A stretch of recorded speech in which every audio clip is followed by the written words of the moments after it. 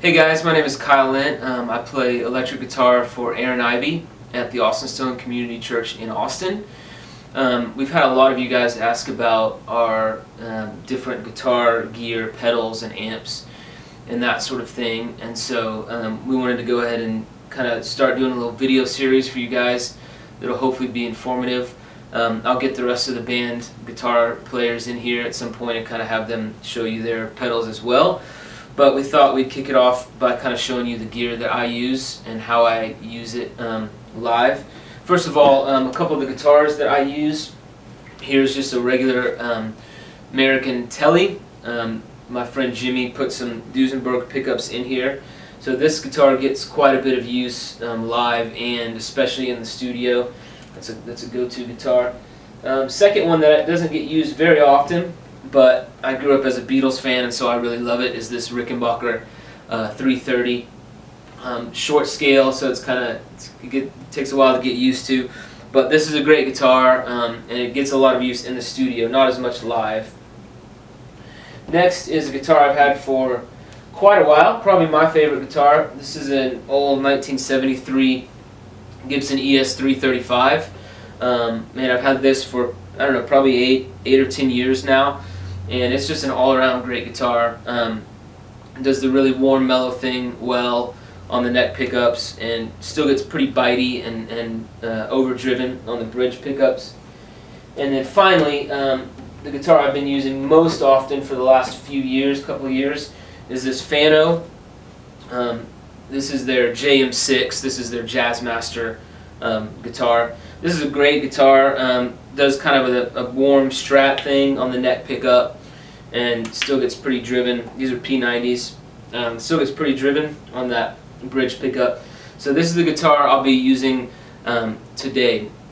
As far as amps go, right now I'm using a Vox AC30 that is actually belongs to our friend Todd, but he's lent it to us for quite a while now. So I've been using it pretty often. A lot of times instead of the Vox I'll use an amp that's called a Lincoln that my friend Jimmy built. It's based on a Sam amp 40 watt. It's a variable watt, excuse me, so it's 20, 30, or 40 watt. And you may have seen it before. It's a reddish color amp. I use it a lot, but it's being fixed right now. And then also the other amp that I'm using today and that I use most often is a Fender Princeton. This particular one's an old 1966. It just sounds amazing. I mean, it's clean, bright, snappy, without being too sizzly. And so that's the other amp that I'll be using today. Sometimes I'll also use, instead of the Princeton, I'll use a little Blues Junior. The Princeton is a 10-inch speaker and the Blues Junior is a 12. So just depending on what the needs are, sometimes I'll use that Blues Junior instead. So those are the guitar and amps that I use. Let's take a look at my pedal board. Hey guys, so here's an actual run through of the pedals that I have on my board right now. I'll kind of just give you a quick idea of what each pedal is and then kind of what it sounds like. First of all, down here at the bottom right, this guy is a true bypass looper made by Disaster Area Designs. What a true bypass looper does is two important things. First of all, it runs each pedal to its own loop, so sends to the input and then it accepts the output back in, for the purpose of if you've got an old pedal that doesn't have a true bypass built into it, that pedal kind of, if you just do a long series, just one long chain of pedals, that pedal can kind of color your tone in a way that you may not want. And then secondly, and a very important function, is that if you have a pedal or a cable that kind of goes out in the middle of a set, let's say, this is on its own loop, so it's really easy to just take it out of the loop, and then all of a sudden you've got everything back in working order except for that one pedal. So that really saves you from having to, if a pedal goes out or a cable goes out, saves you from having to try and scramble and find what cable went out. So that's what this guy does. Everything that I have here runs into the true bypass looper, with the exception of a couple of things. the two Strymon pedals, the Timeline and the Big Sky, they don't run into this looper. I actually have all my pedals first, and then my output goes to each one of them and then to my amps. The reason for that is this guy only does mono loops or a few stereo loops, and I need it to do more mono loops than stereo, so I have it running a mono output and then stereo outputs out of both of those pedals. Also, this pedal on the bottom left is doesn't make any sounds. It's a MIDI controller, also made by Disaster Area, and it controls my Timeline and my Big Sky, turns them on and off. Oops, I don't have it set up to do that right now. Turns them on and off, and also will change patches for me and that sort of thing. So you can see it going on and off, and you can see the Timeline changing patches. So this is just simply a MIDI controller that runs into this guy and then out of here into the Timeline, then out of the Timeline into the Big Sky. So that's what that does. Also, the forest green compressor at the top right there, it does run into the true bypass looper, but it's always on. It doesn't have its own on and off loop. It always stays on. And then the TC Electronic Polytune, and then I don't know if you can see them on the camera, probably not. Over here to the right is an Ernie Ball volume pedal that I actually use as an expression pedal for the Big Sky. So you can run a stereo cable into the split of the in and out on an Ernie Ball, and it will control some sounds on the Big Sky, and I'll show you that in just a moment. And then over here on the bottom, this runs into this Disaster Area pedal as an expression pedal, and I use this little tap guy to control certain freeze and latch sounds on certain patches for the Big Sky. And then finally, this top left button of the Disaster Area does the tap tempo. So if you watch the Timeline as I tap it, it controls that. Just makes it a little easier. Okay, so let me walk you through the pedals here. First of all, here is my clean sound without anything other than the forest green compressor, again, which is always on.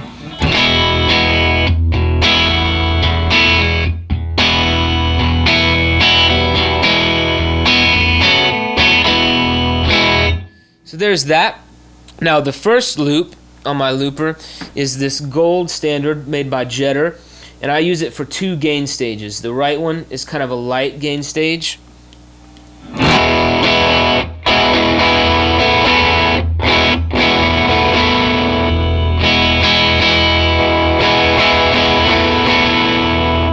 So you can hear just a little bit of grit in there from the clean tone.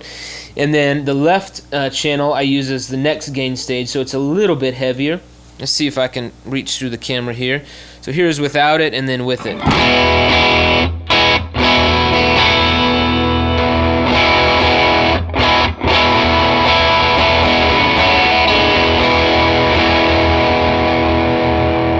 So there's my second gain stage. And then the next button on my True Bypass looper will turn on this Mad Professor Sky Blue Overdrive, which is my heaviest gain stage, and especially adds just a little bit of top end. I'll kind of give you an A-B here. So here's without it and then with it.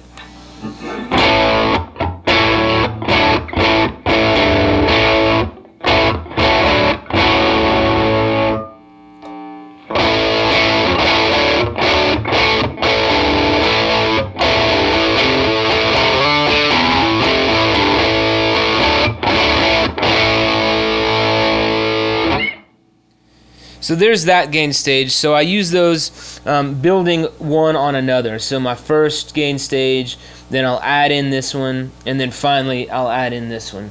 Now for the rest of the time, I'm just going to go just with one gain stage so you can hear the character of the other pedals here. Next down the row is this Ibanez AD9 analog delay, which I use just as a pretty subtle delay.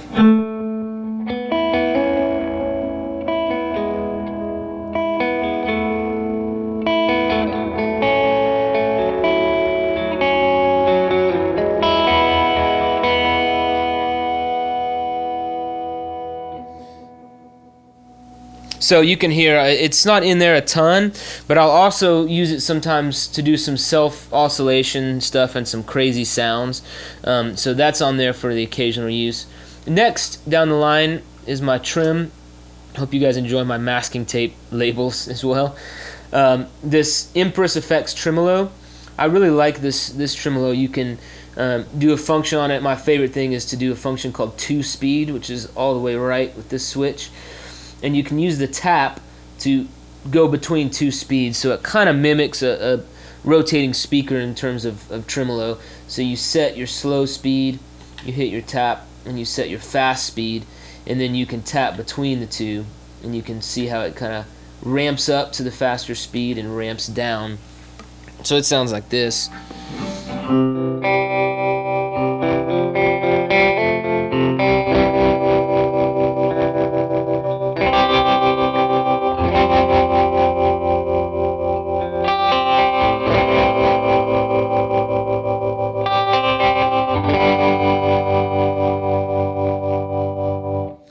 So there's that. Now on the upper level of my true bypass looper, I have one set for an alternate drive, which I actually don't have on my board right now. It's usually a tube screamer. The second one is just a clean boost, which is this pedal up here. My friend Jesse Saunders built this for me. So it just serves as kind of like when you need a little bit more grit, a little bit more thickness in a solo. So I'll kind of do it A-B for you. Here's without and then with.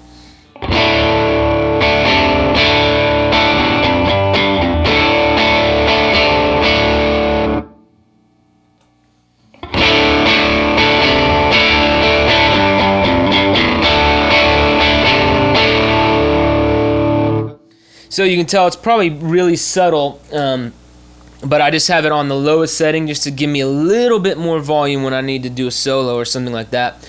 And then finally on the looper, I have the Electro Harmonics POG, the Micro POG, which is just an octave generator.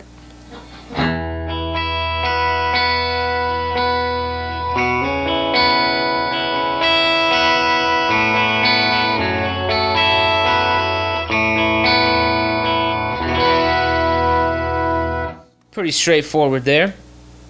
So out of the looper, I'll send a mono signal into the timeline and a stereo signal out of there into the big sky, and then a stereo signal to my 2 amps. So first we'll take a listen to the timeline.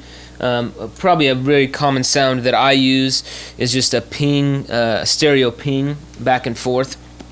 It sounds like this.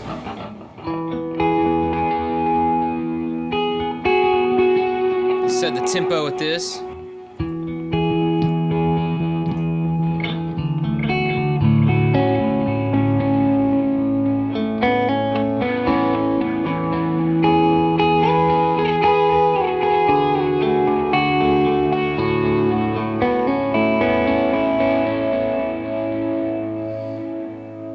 Another common sound that I'll do is a Memory Man kind of sound, mimics an old Electro Harmonics Memory Man.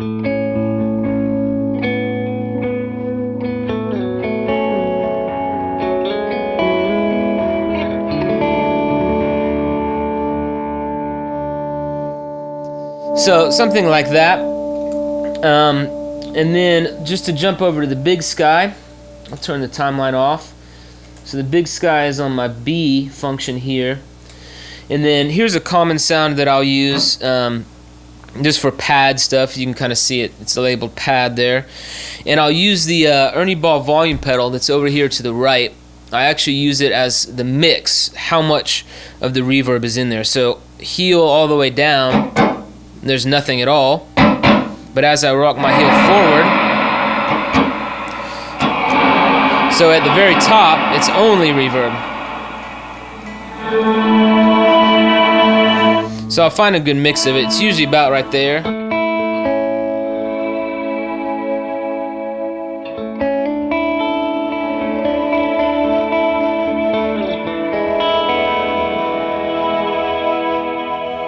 Or I'll often do a hall sound, kind of the same way.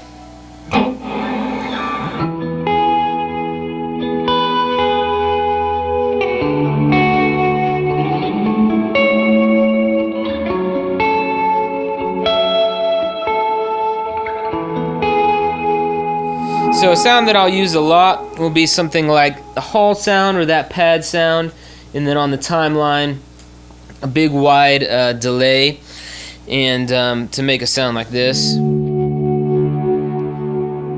Now I'm using the volume on my guitar to swell those in.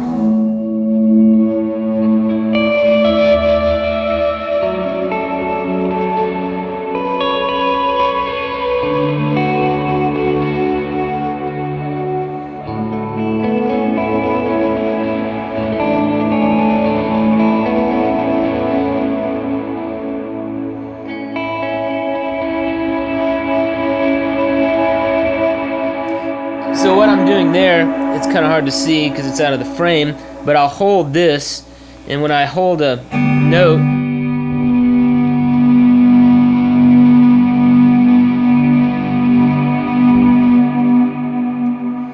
it'll actually freeze what I'm doing on the big sky. So I use that through this as the expression pedal, the freeze function for the big sky. So those are the pedals. I hope that's useful for you guys, and we'll see you soon.